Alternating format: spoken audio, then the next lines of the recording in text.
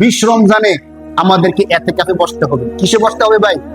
এতেকাফে বসতে হবে। রাসূল সাল্লাল্লাহু আলাইহি সাল্লামের হাদিস, রাসূল সাল্লাল্লাহু আলাইহি সাল্লাম মদিনায় যাওয়ার পরে কোনদিন এতেকাফ মিস করে নাই। সুবহানাল্লাহ, সুবহানাল্লাহ। উম্মত কি শিখাইছে যে উম্মত আমি নবী কোন বছর এতেকাফ মিস করি নাই, তোমরা যদি বাচ্চা থাকো আমার পরে তোমরা যারা আসবা তোমরাও এতেকাফের মধ্যে বসবা। এর জন্য এতেকাফটা সুন্নতে মুআক্কাদা, বসতেই হয়।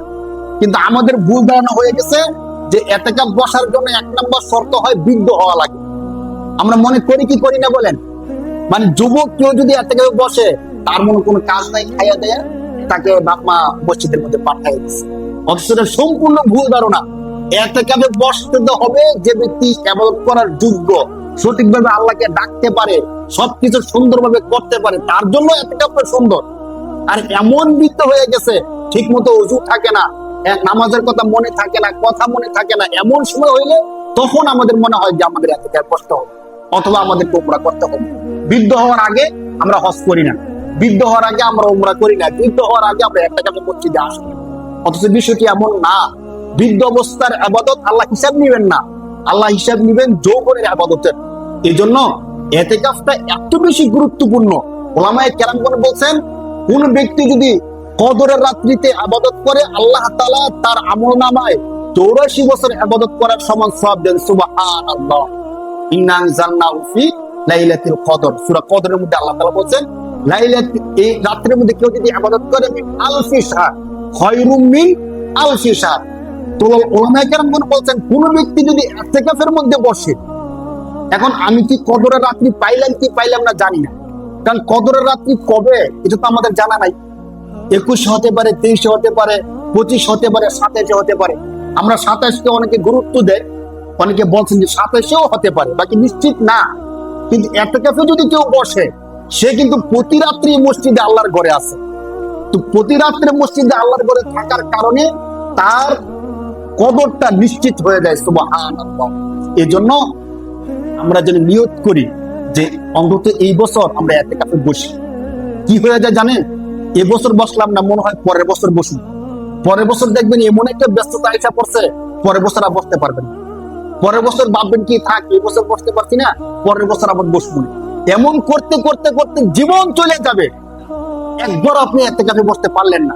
হাসরের ময়দানে আমরা তো সবাই আশা করি যে আমাদেরকে, হাদিসে বুখারী শরীফের হাদিসে আসছে, আল্লাহ রাসূল প্রতিটা উম্মতকে হাউজে কাউসারে পানি পান করাবে।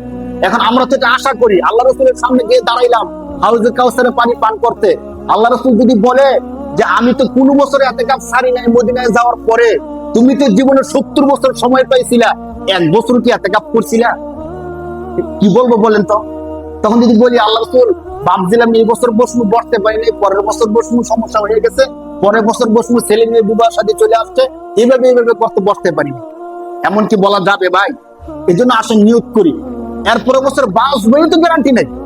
এই বছর যেহেতু আল্লাহ হায়াত দিচ্ছেন, রমজান দিচ্ছেন, আপনাদের সবার কাছে আমি একটু আবদার করি, পরিবারের সাথে আলোচনা করেন, একটু বুঝবুদ্ধি করেন যে এবছর আমি ইতিকাফে বসে যেতে পারি কিনা।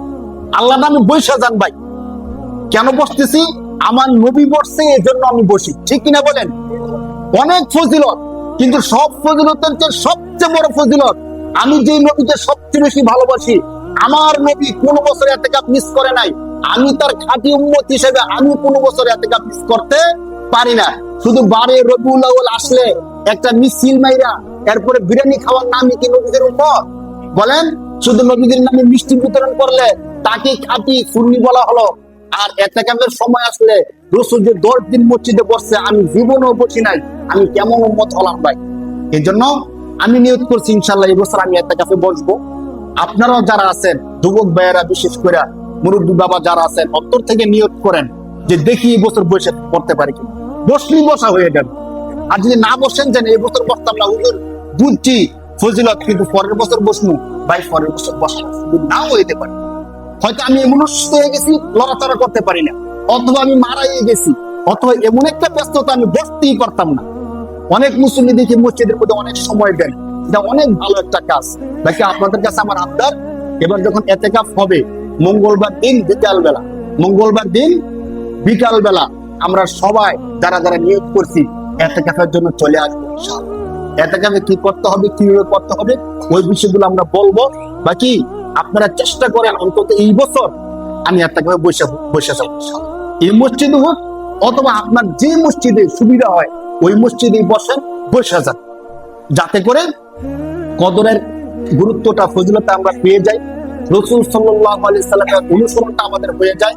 আরেকটা কথা আপনাদেরকে বলি, যদি আপনি ইতিকাফে বসার আগে নিয়ত করেন যে আল্লাহর রাসূল ইতিকাফে বসছে, আমিও ইতিকাফে বসতেছি, যাতে করে হাসরের ময়দানে আল্লাহর রাসূলের সুপারিশ আমি পাই, এই নিয়ত করে যদি বসি তাহলে কবুল করবে কে?